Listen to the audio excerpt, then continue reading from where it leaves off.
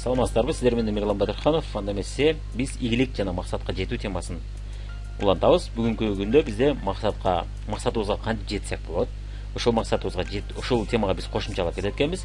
Ийгилик жолунда тоскоолдук кылчу убакыт жетишпей атат деген проблема жөнүндө сүйлөшүп кетет экенбиз жана аны кантип биз чечсек болот? Ушул жөнүндө сүйлөшүп кетет экенбиз. Бул өзгөчө үйдө бала карап биз менен кошо иштешип аткан кожокейлер үчүн өтө керектүү тема жана бир жерде жумушта же окуп же иштеп атып биз менен кошумча бизнес кылган адамдарга да бул өтө актуалдуу. Анткени чындап эле убактыңыз жетишпей кыйналат экенсиз. Жана 3-4 бизнес бизге бир убакта жасаган адамдар үчүн да өтө маанилүү тема. Демек, мына биз көпчүлүк учурда мына жашообузда бир ошол суроолорду көп берип турабыз. Мисалы үчүн, эмнеге кимдир бирөө бир эле шаарда жашайт, бир эле абалда жашайт, жашы бирдей, билими бирдей. Бирок кимдир бирөө биздин урагыбызда көп нерсеге жетишкен болушу мүмкүн, кимдир бирөө жете албай, акча кармай албай, негизинен жашоосун өзгөртө албай кыйналып жүрүп өтөт. Эмнеге? Эмнеге кимдир бирөө бизде кыйын абалда болсо дагы ийгиликке жеткен болот, кимдир бирөө четелек болот дагы. Эмнеге кимдир бирөө ийгиликке жетип атат азыркы күндө, бирок кимдир бирөө ата энеси, мамлекет, депутаттар, өкмөттү күнөөлөп эле отурат дагы эле жана кыжырын алып жүрөт. Буга жөнөкөй гана жооп убакытты туура пайдалана билүү. Ошол бирдей эле шаарда жашайт, жашы бирдей, билими бирдей дейли. Айлана чөйрөсүндөгү адамдар бирдей эле. Бирок кимдир бирөө ийгиликке жетип атат, кимдир бирөө жетпей атат. Эмнеден? Болгону убакытты туура пайдалана билгенде экен. Бул боюнча мына мисал көрүп кетели. Ийгиликсиз адамдар көпчүлүк учурда өз убактысынын 80% бөлүгүн, 80%ын өз убактысын максатка тиешеси жок иштерге кетирет экен да. Ал эми 20% убактысын максатка жетүү үчүн багыштайт экен. Мына бул жерде биз түшүнүктөрдү көрүп кетели. Срочный, неважный деп турат.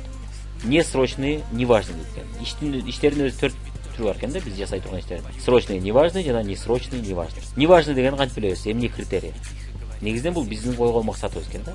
Эгерде ушул иштер биздин койгон максатыбызга жетүүгө жардамы бар болсо, анда булар важный экен. Ал эми максатыбызга тиешеси жок иштер болсо, алар неважный экен да. Срочный, несрочный деген кантип түшүнөбүз? Срочный деген бул кандайдыр бир мөөнөтү бар. Бүгүн кылып калсак, кылып калбасак кеч болуп калат экен.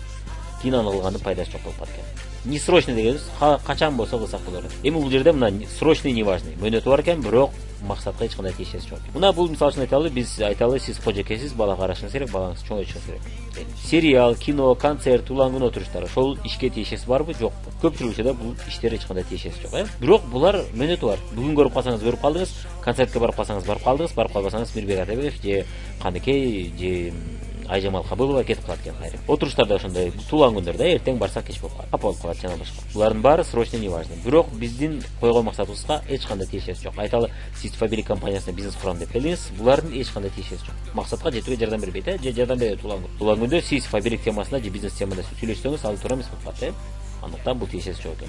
Эми несрочный, неважный деген иштер булар ушак айтуу, Instagram отуруу, Одноклассники отуруу, көчөнү карап кетүү, айталы, ар кандай оюндарды ойноо дейли, Одноклассники жана башка. Кайненеңизди жамандап отуруу, жолдошуңузду жамандап отуруу, жаңжал салып ар бир мелочти боюнча сүйлөшүп отуруу кечке.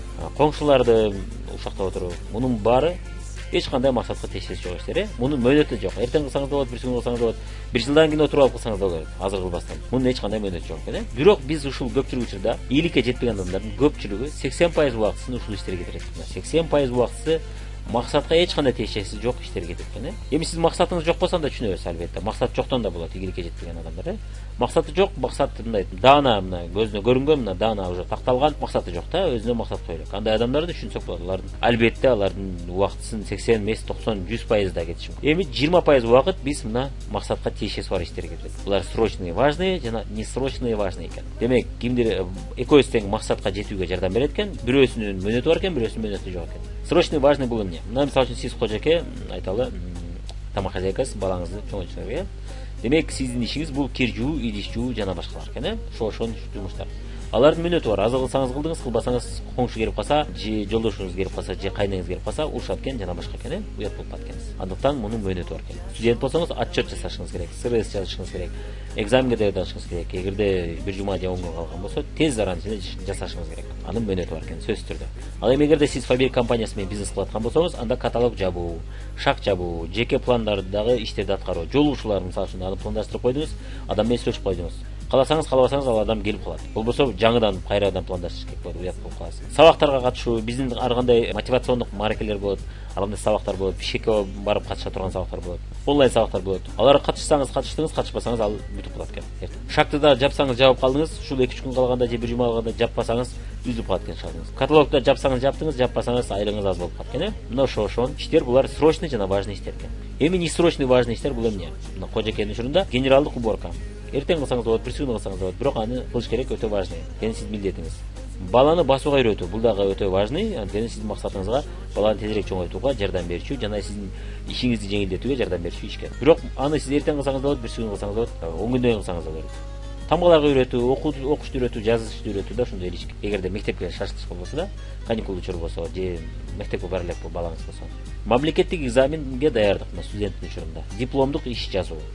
Өзгөчө жарым жыл, 2-3 ай калган болсо, не срочный, бирок важный, өтө важный. Максатка жетүүгө жардам берет. Аны сиз акырындык менен күндө жасай берсеңиз, акырындык менен ишиңиз бүтүп калат экен. Бирок көпчүлүк учурда аны мөөнөтү жок болгондуктан биз жүрө беребиз, созуп жүрө беребиз. Анан 1 жума калганда жүрө баштайт экен. Бул боюнча не срочный, важный иштерге көпчүлүк адам маани бербейт. Андыктан эртең убактым жетишпей калды жана башка деп кайгырат, убагында кылбагандыктан. Бул боюнча бир принцип бар экен, съешьте слона по кусочкам деген сөз бар экен орустарда. Пилди биз бүтүн бойдон жей албайт экенбиз, бирок күндө азастан кыркып жей берсек, 10 күндө же 2 жумада же 1 айда жеп койгон болот экенбиз. Чоң пилди, кичине жеп отуруп. Чоң иштерди көпчүлүк учурда биз ушинтип бүтүрүшүбүз керек экен да. Өзгөчө не срочный дегенде. Антпесек жасабай жүрө берет экенбиз, эртең бир күнү. Дагы бир иште мына мисалы үчүн бизде Фабрик компаниясы сиз 50 000 айлыкка чыгам деп кызыктыңыз дейли. Ал үчүн сиз адам тез чакырып турушуңуз керек экен, адамдар менен жолугушуу өткөрүп турушуңуз керек.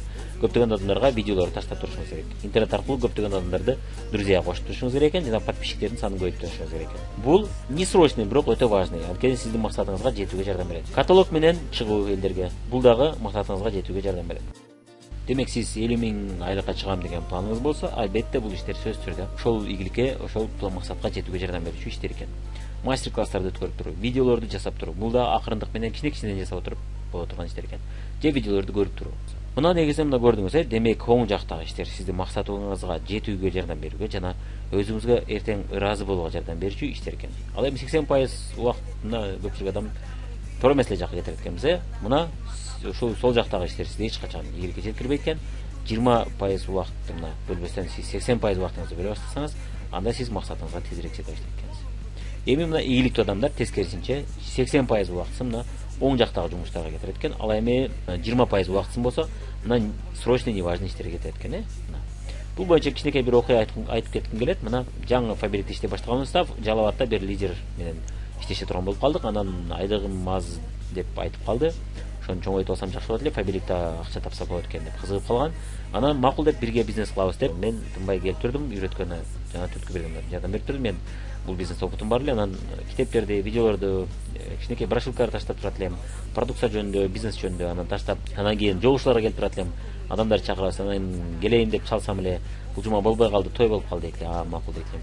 Анда кийинки жума дейт элем. Анан анда мен сизге видеолорду таштап коеюн, могу брошюркаларды таштап коеюн, көрүп чыгыңыз десем, макул дейт элем. Кийин анан көрдүңүзбү деп чалсам, жок убактым болбой калды, анда эмне болуп калды, анда болуп калды дейт элем. Макул дейт элем. Дагы кийинчерээк дагы сурасам, көрүп алдыңызбы, андай болду десе, тойлордон кошуп болбош ойда сезон башталып жана башка деп. Анан кийин макул дейм. Анан кийин ошентип бир нече жолу ошондой болду да, көп жолу. Анан айттым, эже сиз максат койдуңуз эле, 50 000, 30 000 айлыкка чыккым келет деп кызыктыңыз эле.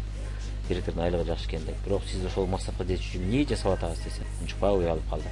Мен кийин сурадым да, сиз ошол качан болсо эле чалсам той, туулган күн жана башка дейсиз. Сиздин акчаңыз, убактыңыз ошолорго бар экен. Анда эмнеге сиз ийгиликке жетүүгө максат мындай коюп аракет кылам деп айттыңыз эле. Сиз директор деле болушун кереги жок окшойт сизге. Сиз в принципе вас все, кажется, устраивает деп айттым да. Сиз убакыт таппасаңыз, анда сиз качан жетесиз ийгиликке? Жетпей жүрө бересиз да. Чындап жетем десеңиз, келиңиз пландаштыралы, иштейли. Болбосо мен убактым жөнү албаң. Тойлорго бар экен убактыңыз, туулган күндөргө бар экен, анан суроо бердим.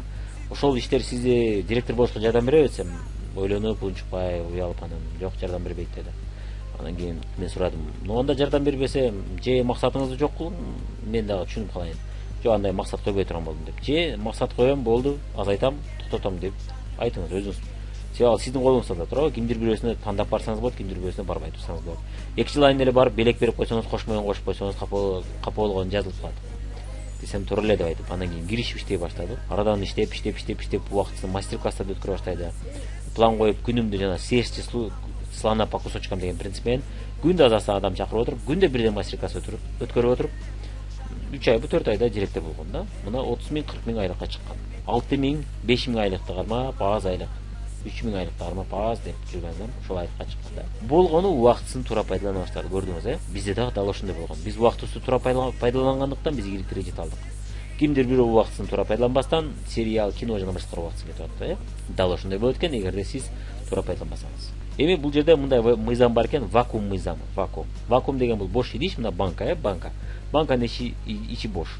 Эми ошол бош идиш үйдө турса, кухняда турса, сөзсүз түрдө кожокейлер эмне кылат? Ичине бир нерсе менен толтуруп коет. Же күрүч сала коет, же чай сала коет, же суу куя коет, Ал бош турбайт эч качан. Бош турса дароо ичине бир нерсе куюла турган табылат, Жашоодо да ушундай экен. Эгерде биз бир вакуум пайда кылсак, ошол вакуум сөзсүз толгонууна аракет кылат экен. Эгерде биз бош убакыт пайда болсо, биз сөзсүз түрдө аны эмне менен толтурабыз? Кызыктуу бир иш менен, Бизди мындай алаксыта турган, көңүлүбүздү ача турган эс алчу нерселер болот экен. Мисалы үчүн айталы, сиз буга чейин айталы Однокласникиде кечке отурчу болдуңуз, эми айттыңыз, мен сабагым көргөндөн кой, мен мындан кийин максатка жетүүгө жардам берчү иштерди кылайын дедиңиз дагы, бирок план койбодуңуз, максат койбодуңуз, жүрөсүз. Сиздин бош убактыңыз эмнеге толот? Мына сериалда, сиз сериалдарды көрө баштайсыз андан. Же телефондо ушак айтыша баштайсыз.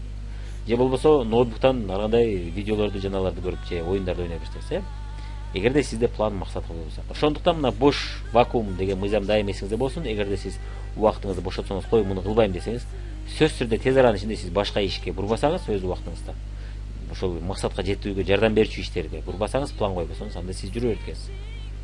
Мына вакуум жасап атып, максат коюңуз керек. Сөзсүз түрдө максат коюңуз жана ошол максатка жараша план, иштердин планын түзүңүз. Ар кандай иштердин.